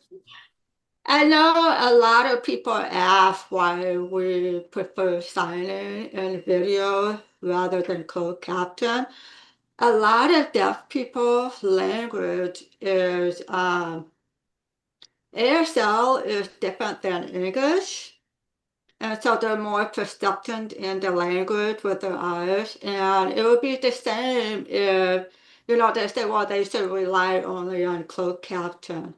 Can you imagine if we turn off the sound for you and expect you to know what's being said on the screen? And so you're focusing on the closed caption for the English, but you're not getting the emotion or the expression or the loudness when someone is speaking. And closed caption doesn't capture that, but the sign language interpreter does. And so that's why it's really important that we have both available to us, the closed caption and the sign language person. And a lot of hard of hearing people don't know sign, so they rely on the closed caption, and yet they can still hear, but they're missing the words. So I can hear some, but it doesn't mean that I understand what's being said. So, because I'm Ironically, hearing too many sounds. in my early childhood education back in 1989, I'm kind of dating myself here, but I took ASL. It was part of our course. The only thing is there's no one to practice with. Swift Current's a small Yeah, city. that's the problem too. Yeah, there's nowhere to like to talk or to visit or share with, right? So yeah, I loved it. I did. So Yeah. yeah, it can be good to So now you can learn it. And again, the book and learning is for all ages of the heart because anybody can lose their hearing at any time. And we support the veterans, the military, and we have millions of moms and dads from service in the military who are coming home from being of service at war who can't hear their own children or grandchildren. Okay. And now if their children and grandchildren are learning about this in the schools, now they can socialize and play, right? The ASL play. Yeah, and during COVID, because we always meet with people once a week here in the community, we try to encourage a lot of ASL students to come so they can get their practice. And during COVID, you know how hard that was. We weren't supposed to meet. So we developed the Zoom meeting once a week so that the student wouldn't miss out. And it's also the socialization among the deaf community too. And now it's still going because now the student from the college can meet each other online and practice every day if they wanted to. That really opened up the door. So no matter where you're at, if you're in a rural area or the city, you can meet up with other people online and just sign and practice together, which is awesome. So, That. yeah, the technology has really opened the door for the deaf community. So, yeah, because for so Excellent. long they were isolated. Mm. So When I worked at UW Milwaukee 15 plus years ago, one of our university. janitors actually was deaf. And it was in the 10 years I was there, I always had the letters, the sign language letters on my wall, and I practiced so that we could communicate a little. And he was awesome because he didn't sign much either. He signed Yeah, some, exactly. but we were able to do enough to make it work. And it's one of those, as long as you're open to trying, wow, that makes a difference, because there's a lot of people in our building that they just kind of brushed them off because they couldn't communicate. And which I've thought that was horrible, but To Yeah. each their own. But I thought it was fun. He was a really sweet guy. It was so nice to be able to interact, and I think that I tried, that he appreciated that, because so many didn't. And it is fun. It's something different, it's learning a new language. Right. But So, you also learn about gestures and facial expression, right? yes. What you rely on. So not only that, it's the signing to the deaf person, it's also the receptive. I have to watch what she's saying back to me and then voice it. So Hmm. it's a lot of work, right? Mhm. So yeah. So you guys get to know, and yeah. So I'm just sharing that with you. But yes, it's gestures also too. It's all together. The signing, the finger spelling, the gestures, the body movements, like this is today, this is going in tomorrow, in the future, this is in the past. A lot of shifts here too. That's why I have a chiropractor. And this is Dr. Fingers, and he is actually named after Dr. Fingers was a real person in Hawaii who worked on me on the boat. Yes, and his name, it was a human body mechanic. And so I named him Dr. Fingers because that was his name over there. So he's now passed away, but in honor of him, the late Dr. Fingers, the finger spelling hermit crab. How perfect is that, right? His legacy lives on. The legacy lives Very nice. on, and also these are fun. Folk man is puppets. Now these are the little ones, the mini, and then they have the big ones, right? Hmm. So yes, so see the vision, animation movies. That's the Hmm. goal. Yeah, and the music is beautiful too. It's Hmm. whales and dolphins, the guitars. So it will happen. So Cynthia, so how many dog treats did you order this week? How many? Uh, Did you get a lot of orders from last I week? Last week you joined the show. Maybe you got some new orders from being on TV with us because we're on the mark. no, I don't Yay. think so. Okay. So Well, we'll just have to keep pushing it. well, I Yeah. told you and I showed you we need on the background where to contact you. Okay. Yes. Where's your logo? Where's your QR code? Your logo. It's there. I can see it. Yep. Oh, is it? Oh, okay. Yeah. I'm on an iPhone. I'm sorry. Okay. Wonderful. Okay. Yeah. Yeah, because I think it's important. You were the one that taught me that I should have a background. I didn't even think about that before because I haven't really done a lot of video meetups, so I need to be doing more of them. And I did talk to Karen Pat. She's the one that wrote the book with me. And Karen is awesome. I love that. Karen. I've Hi. met her. Oh, good. We Have you water met skied her with before? her. Yes. Oh, awesome. She's a Yeah. wonderful person. She actually reached out to me yesterday, and I thought, well, maybe it's because you guys returned. She said, no, I haven't heard seen from them, but I told her about it, so we're gonna try to set it up so she can come one of these days. So Yes. she's gonna try Yeah. to help with our business too, because she loves the four leg. But this is the book that we actually wrote together.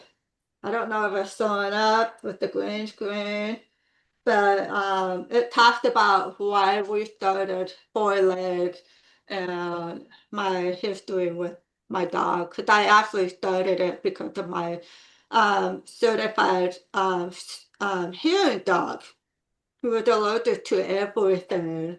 And I was his third placement. And so he had to go back to training because he ended up in a hospital for 3 months after his second placement. And so they wanted to make sure that they placed him with someone that didn't take care of his health. And he did. He lasted until he was 15 years old before he passed. So. And many people ask, why didn't you get another service dog? And I said, because I love dogs so much. When you have a service dog, you can only have one dog in a household. And so I wanted to be able to rescue and adopt many dogs. And so that's what I did. Not only regular rescue dogs, but also deaf dogs. And so they're wonderful to work with. I love my deaf dogs. So Our yeah. neighbors just adopted a deaf dog. I have Oh, not met the dog yet, but they were fostering the dog, and she used to bring that one, and I think there were 3 dogs total. Only the one is deaf, and would bring it to her classroom. I think she teaches first graders, and oh, she would awesome. That's great. so she would Oh, I she love that. posts on Facebook information, and the goal is to adopt the dogs out. And the deaf dog, I wish I knew the dog's name. I'm sorry, I don't. Uh, she's posted multiple times saying this dog needs a wonderful home, and just about a week ago, I saw dog has been adopted by them because at that point they couldn't give it up anymore. They've loved that dog so much.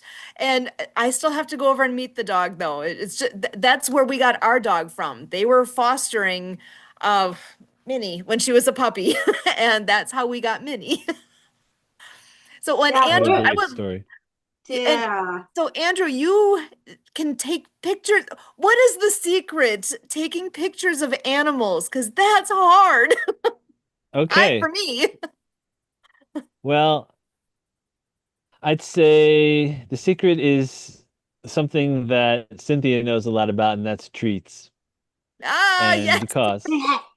Treat. Hold it. I'll give you my favorite tip right off the bat. It just requires 2 people. It requires a photographer with the camera or the phone. Okay. It requires a dog. I don't have my little dog, but I'll just say, let's say this is a dog.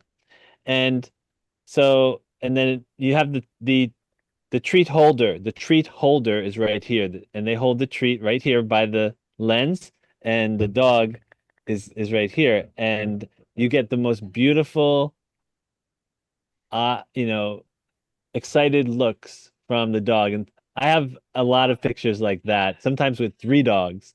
So that's my Wow. favorite tip that I can start with. Excellent.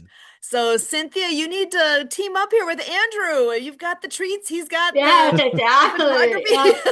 And it's funny because with Yes. deaf dogs, you have to have something that's absolutely very animated to get their attention Hmm. because sometimes they're just looking all over the place and you can't call them, because they're deaf. And so it's quite a Yes. challenge. Yes. Even And flashing another lights help. Ah, Yes, and another tip is to get on their level, like get low, get down ah, low, get low, like low on the floor, and yeah, that's They'll that's stay, another one. they'll stay down. Yes. So because then, and you can just do that with your phone. You don't have to get on the floor, but it's nice if you get on the floor too. I think the dog or cat appreciates it more when you're with them. awesome. Awesome. So that's that. And then always look for the best light. Just walk around. Mm-hmm. Often the best light is coming from a window. So just observe the light and take a lot of pictures. The nice part about digital now, where it's easy to take a bunch and find the best in there. Yes, and I feel so fortunate thanks to Zoom and high quality cameras that I can do photo sessions, and not just photo sessions, but video sessions with people over the internet and get really great results. And so that's kind of very That's liberating great. because now I would have to go to people's homes, and then if they have not so much the dogs, but sometimes the dogs, but more the cats, it's like, where's my cat? The cat is under like a couch, behind a couch, under a bed, and I can't do what I have to do. But they don't know that I'm there if I'm doing the session over the internet or FaceTime. So it works out really, really well. And I can capture video, these really special moments. So I'm so excited about continuing to do that. That is fun. What a great idea. Because my parents have cats, and yeah, people come over and they're gone. They are Yeah. hiding. Yeah. Brilliant. So funny how it all works out sometimes. Hmm. So, do you have any interesting stories of sessions you've had? Oh gosh, I have so many stories. Um, so I have to always think to myself, do I choose an emotional story or do Oh, I choose a funny story? So I have like so many, but I'll tell an emotional story if that's okay. sure. So, I have a funny story. Sorry, I have a funny story after that. okay, Okay. very Story's good. gone. You'll balance it out. So I have been taking pictures over the years, often at veterinary offices, because it's a natural place to bring people in, and then they do a session, and then a certain percentage of whatever I earn, I'll give back to a local charity. And in one case, I decided because I knew I wanted to help a lot of people, really get great pictures. I said only pets this time, no people. Though I love photographing people and their pets and kids and the family and everything. But let's just say people are a little more judgmental than the dogs with the photographs. So it takes a little more time. So I said just pets. And then this wonderful family came in. They had their dog, and they're like, unfortunately, our dog is terminally ill, and we're going to have to put her down soon. And can you please just take a few pictures of our young daughter and the dog and our family? So, of course, the answer was yes. So that was very emotional, and the pictures turned out really well, and they really appreciated. So that's just one small story of my life in taking pictures of people and their pets. Oh, and you got to be part of preserving that memory for them. I love that. Yes. Oh, Marianne, what So, was your story? Oh, Marianne, go ahead. what's your happy story? Oh, well, this is kind of funny. So in Hawaii, I signed for Deaf Scott, who lost his hearing at age 8. So he had speech therapy. He spoke good. And he had a service dog, and we named it Woofy. Okay. And I signed at the Unity Church in Hawaii, and a woman had a baby. She was pregnant. And so the baby was born, and Woofy did not like the baby. So she gifted the dog to Deb Scott. Okay. And he's a little white Pomeranian named Woofy. Sign name is Woofy. Woofy. Okay. And Scott is very spiritual. And right now he went over to Hawaii from California to visit his spiritual team. And he now, before COVID, he went to California and he became a veterinary assistant. He got his certification with interpreters during COVID. Wow. Oh, Right? Wow. Yeah. But so this is the story in Hawaii with the three of us, Marianne of Waikiki, Scott, and Woofy. So Scott wanted to go to it's called the Blaisdell Arena. That's where the bird guy, where you set up booths and tables and you have events, okay, and socialize. He wanted to go see a woman, a famous woman who was an animal communicator. Okay. So I went with him. And so she sat next to me, and I have a little bit of a hearing loss. Okay. So she's sitting next to me, and she's also from Germany. So now I got an accent, right? So I'm hard of hearing. She's got an accent, Germany. And then he sat across from me. Okay. And there's Scott. And then there's Woofy sitting on his lap, right? So there's the four of us. Okay, communicator, interpreter, deaf person, service dog. She is talking to the service dog. She's communicating with Woofy. Okay. And Woofy says that he's really sorry for chewing all the shoes in the house. And That's funny. I have to sign it to Scott. Okay. And that was at his old house with the family and the baby. That's why they got rid of him. So he was sorry. Okay. And then, okay, you ready? This is my, Woofy tells us that arthritis, it runs in the family, arthritis. Okay. And that we need to go to the store and get, I don't know, it was garlic or some sort of seasoning to put on top of his food to help with his arthritis. And Wow. then Scott asked me, he goes, well, what aisle do we got to go at Safeway to find it? And I just started cracking up laughing because I'm taking this all in, okay? Because this is the dog talking to us. So Wow. so Yeah. yeah. Well, what aisle do we got to go to the store and find this for Woofy? Because he has arthritis. It runs in his family.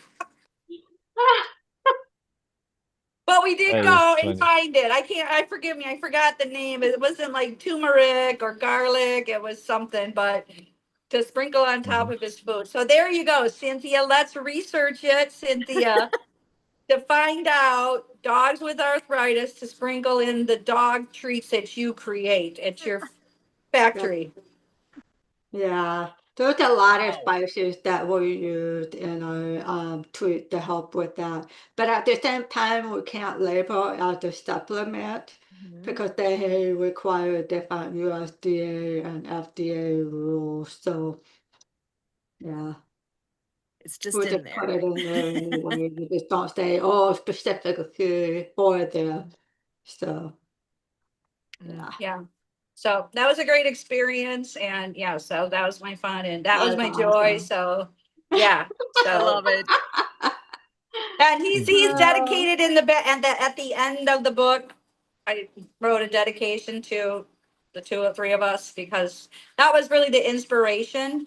You know, I was in Hawaii and you know, spiritual messages were telling me to write this book. And I lived on the sailboat and Scott lived up and we would take the bus, the disability bus. So we also had a service card, got us around all the time. And but all this garbage was floating around my sailboat and wanted to know why. And it was because the Great Pacific Garbage Patch, which we'll get into later in the book. But I'm introducing the characters and their names. And NOAA means is for National Oceanic Atmospheric Agency. But I put NOAAH. Okay, because Noah is over there. And when I first moved, I went to visit and I ended up staying. And I was reading an article and Noah and Splash are names of a project that they had.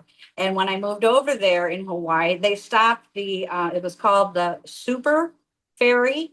Okay, the boats going to the other islands, because of the noise and affecting the marine life.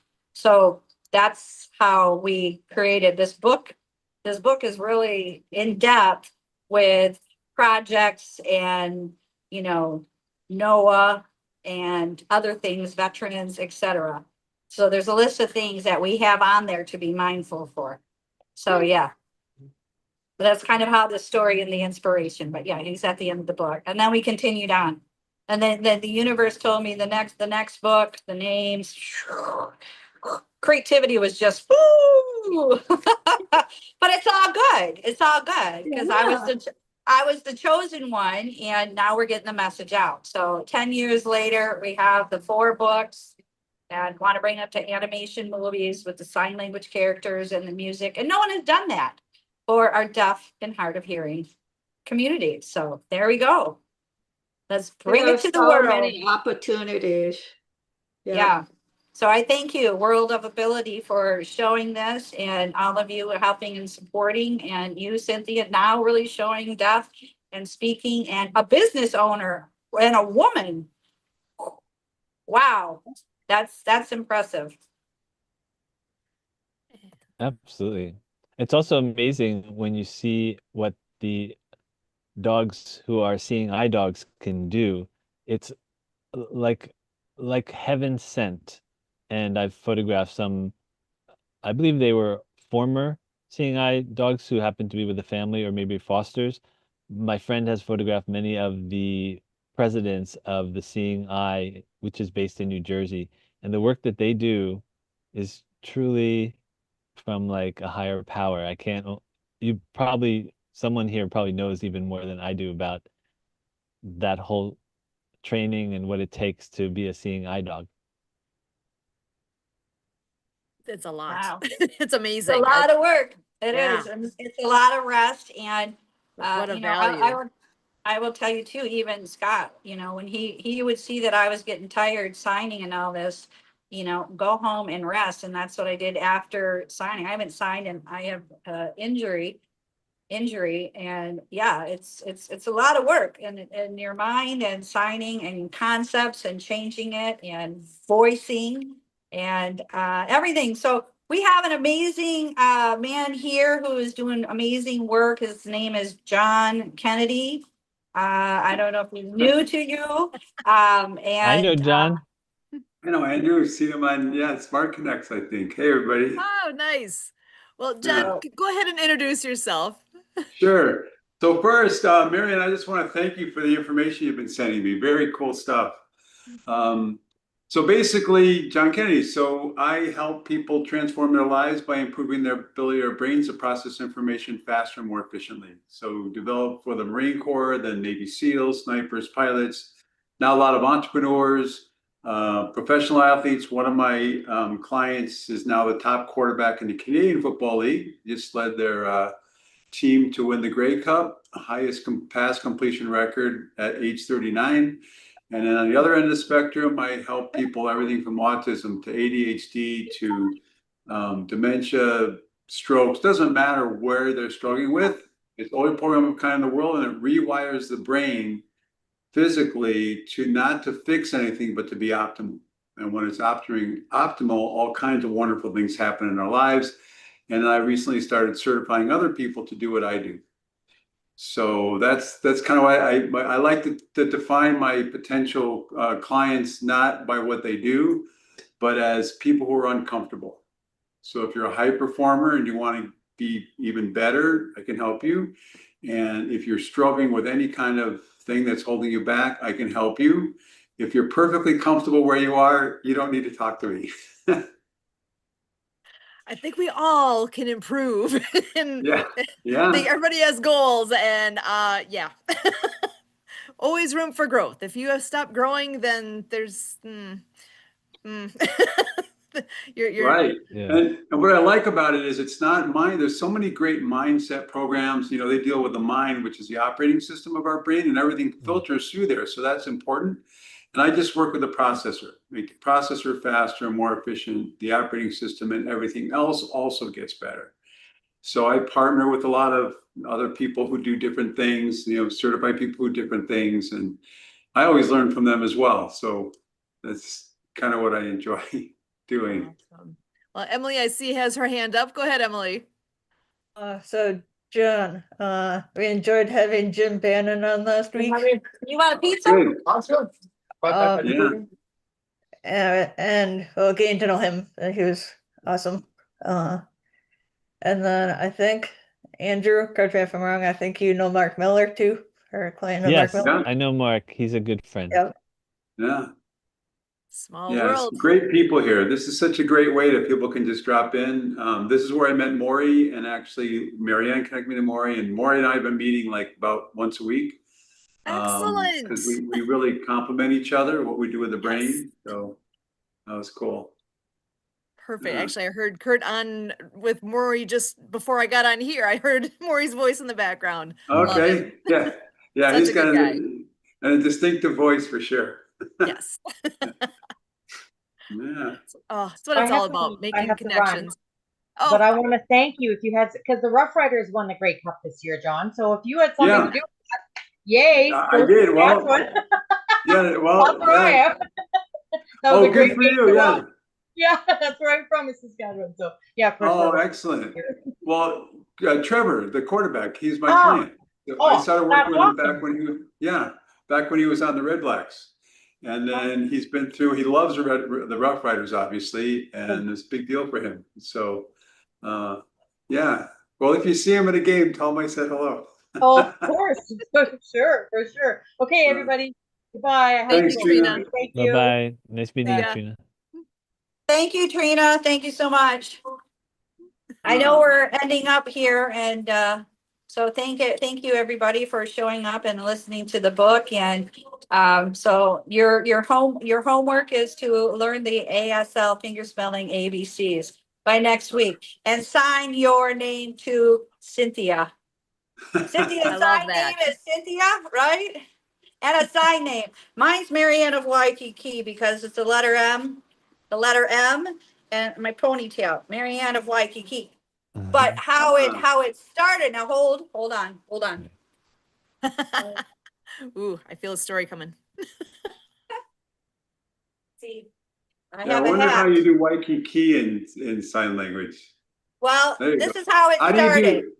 Because I wore a hat on the sailboat, okay, because of the sun. So it's the rim, Marianne of Waikiki. So, and my deaf friend would know where to find me because I would wear a hat at the church, at the boat, at the restaurant, walking. He would go, "Where's my interpreter?" "Oh, there's Marianne of Waikiki." That's how the name Wow. started.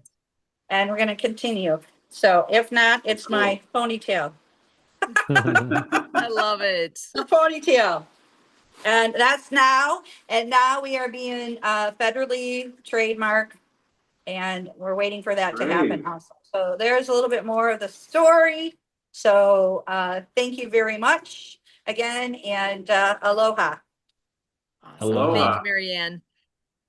And yeah, we are coming down near the end here. I do want to give everybody a chance to just share a few more words, whatever's on your mind, whatever you would like to share before we're all done, or if you have questions for each other, anything goes, especially include how people can find you, how people can reach you. Cynthia, can I start with you? Oh, and you're muted You're on right mute. now. See if you do ASL, you could be muted, There we right? go. Mhm. I forgot I'm deaf, so you can find us on the number 4 LEG as in zebra.com. And we also have Instagram, Facebook, and TikTok. So hope you find it and click on the button there with your phone. Woo-hoo. Oh, nice. 4 legs. Cool. There we go. 4 legs, all natural dog treats. Yeah. Be sure to visit. And she's got, and look at this, ASL chat and text chat. I love that. Oh, wow. Yeah. And we have the whole 6-pack there. And we're going to make that as a subscription. Hopefully that will You know, take off. So, yeah. And we also offer in 10-pound boxes. So, and 4 pounds. Excellent. And we have a lot of merchandise too. You can see the t-shirt, shoes, and tote. And it's on the menu. If you click on the left-hand side on the menu, yes, right there. And you'll find all kinds of goodies. Huh. Here you go. We got lots of apparel for dog lovers, cat lovers. Yeah. I love that. Wow. Don't tell me what to do. You're not my dog. Cute. The dog father. Oh, these are So cute. very nice. Pause So yeah, and enjoy we're the trying to world. be creative when it comes to t-shirts with all different things on them. So These are great. yeah. Best dog dad ever. Deaf dogs deserve love too. Cool. Awesome. Very nice. So These are great. Beautiful. I like Yeah. that. Go check Not out your drinking alone website. if the dog is home. That's a good one. Yeah. I included There's a a. lot of them on there, so hop on over. You'll see a link I dropped in there if you want to share that. It's to my next pet story party where I bring people together, and there's a free ticket available to anyone who would like to attend. It's going to be Cool. Saturday, January 31st. This is for anyone watching, and you can see if you want to bring it up, feel free. It Sue. actually is So- not going to a spot for me. It says the page does Yeah. not exist. So I don't know Okay. if I have Oh, you something know what? wrong I'm with- sorry. I gave you the wrong one. Hold on. I made it a better link, and then Okay. Here it is. That Beautiful. one will work for sure. So I made it a shorter link. Excellent. Here, let me share my screen again. Oh, there we go. You guys Yeah, can cool. see. Yeah, so people come together and we just go around the room, whoever would like to share a story. Usually I start and then people just share some type of pet related story. And here are some of my photographs from Oh, over the years Oh, of that is so cool. mostly dogs, but I put a kitty cat in there. And yeah, everyone is beautiful. invited. You can just use the code Andrew47. And every time, although it's free to get to the party, if anyone ends up working with me, then 5% always will go to a pet related charity that my client chooses. I decided to do that from day one. Nice. I love it. Let's share uplifting stories about the pets who've made the difference in our lives. Special moments that underscore the love we have for our pets, or feel free to join us just to hear a few heartwarming stories. I love that. That's perfect. Yeah. Oh, Yes. And feel free that to is beautiful. bring pets if you like. Oh my goodness. Got to bring the pets.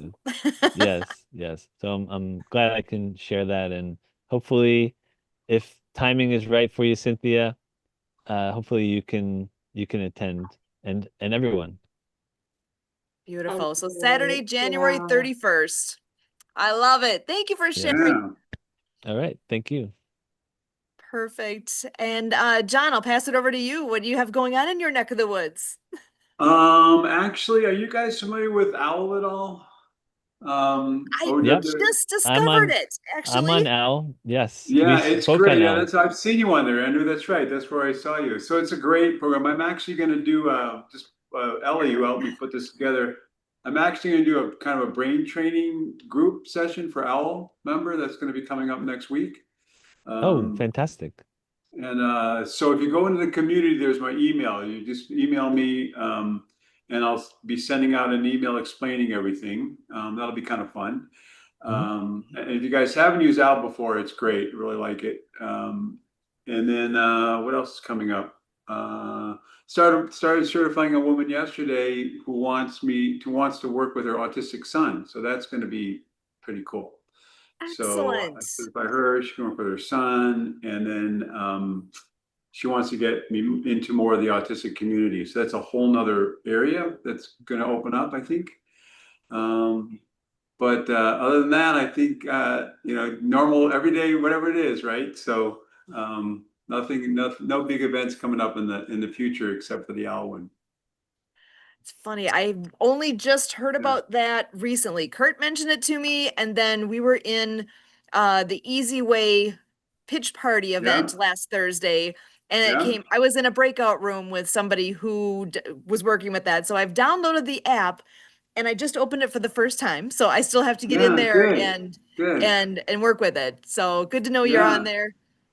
It's And can you make give yourself yourself available, and if you ever want to go on, and if you want to reach me, you can reach out to me and just let you know when I'm available, and I'll give you a call. I'll give you $1, right? I'll call you and you get $1.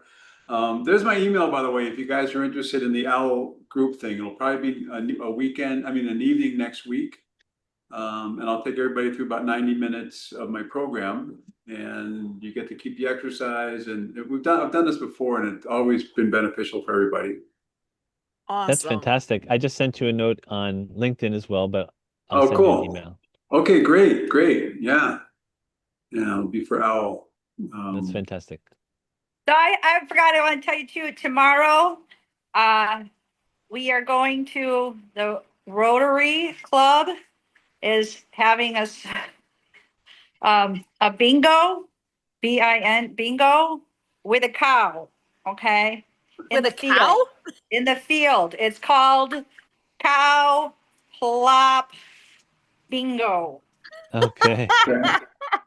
I want to know more. It's the Rotary Club. They do it every year here. So there's 2 other authors that I know that are going. We're all going. So we're not wearing anything fancy. I'm just kind of letting you know. So we'll take photos. But yeah, it's the Rotary Cow Plop. Cool. my gosh, that's great. They do it. They do a chicken too. That one back when I was a kid, that was the chicken thing contest, and it would depended on where the chicken did its business. Oh, If wow, it did its bingo. business Like on your that. number, you win. Yeah. All right. So let's Wow, see. So see, flashback. there's the cow plop. Yep.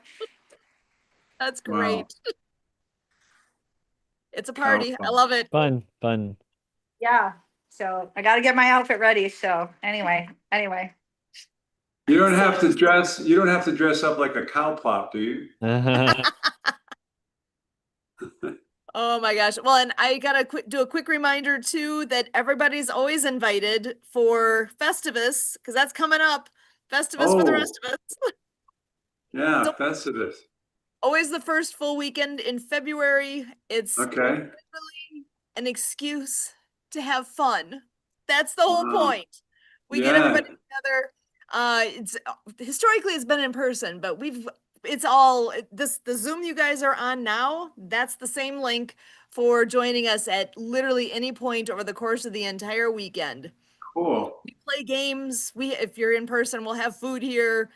On Saturday, we'll always at 12 o'clock noon, we have the shakedown, which is 15 minutes of music in motion. And we do a scavenger hunt, which you can do online or in person. Wow. It's all about taking pictures with, there'll be a list of topics. Your group has to get creative and take a picture of your group. Whether, again, you can do it online on Zoom like this. We can put you in a breakout room, or you can go and we'll give you the list. You do it with folks that are with you. You can do it however you want. But it ends on time, and you have to send in your pictures, and then I will put it into a big presentation, like a PowerPoint or whatever works for we'll see how it comes together that day, but we'll do a big slideshow of all the pictures, and we will judge. Everybody gets a vote. You can't vote for your own, but everybody gets a vote on which picture in each category is your favorite. And then we'll have a celebration for whoever the winning team is at the end. But outside of that, it's fun. It's my daughter's birthday weekend. Oh, nice. So it's the big fun piece there. She was supposed to be born March 22nd, and she showed up 17 years ago on the Friday of Festivus. So she is our Festivus miracle. And so the party goes on. It's been the big thing of we get to celebrate her and Festivus, and it's a lot of fun. We always the entire excuse for the weekend. It's all about having fun. It's like, just forget everything else, show up, have a good time. We all need that, right? Yes. I bring one of these around just for that reason. Oh, I love that. I think that's brilliant. I might have to do that. I don't have one of Feel those, but free. that's perfect. Feel free. Yes. Awesome. You got to have a good time. That's what life is all about. Yes. I even have, if you are familiar with Barry Joy, I'm sorry, I always say that. It's Barry Shore. He's the ambassador of joy, and he has smile cards. And I have literally my box of smile cards here. And let's see, be the first, get uncomfortable. On the back, it says, what's your comfort zone? The comfort zone is where dreams go to die. Risk and actually be happy. He is all about living in joy. He says, don't complain, don't blame. And on the back, it says, of what shall a living person complain? You can make a difference. It is a great merit for a sick person and anyone suffering in life when others are inspired to improve their own lives. This will also make your life better and that of the one who is suffering. For that consideration, you will foster purpose. You will foster, promote, and encourage joy, happiness, peace, and love, and you will become a blessing. The experience of joy, he actually has that podcast called The Joy of Living.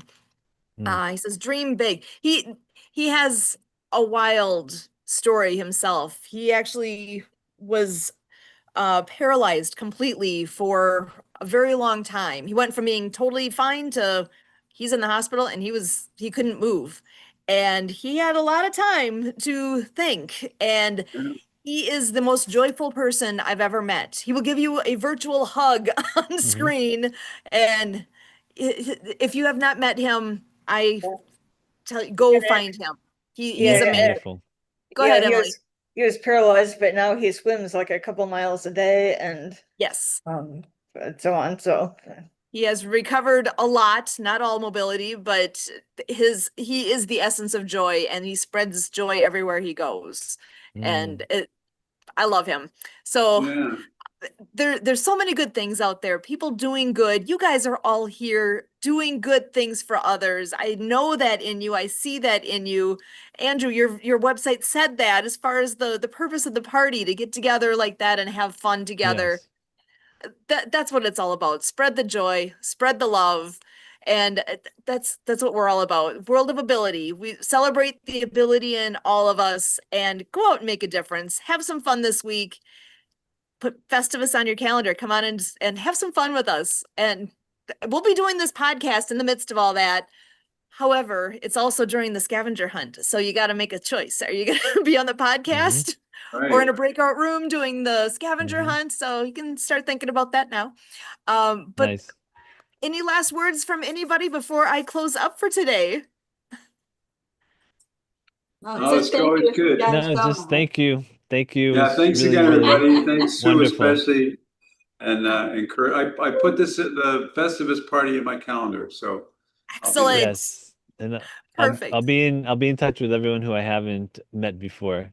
And Excellent. yes, Thank you so and- much for being here, guys. You guys make this what it is. And I really appreciate each and every one of you. So until next time, from all of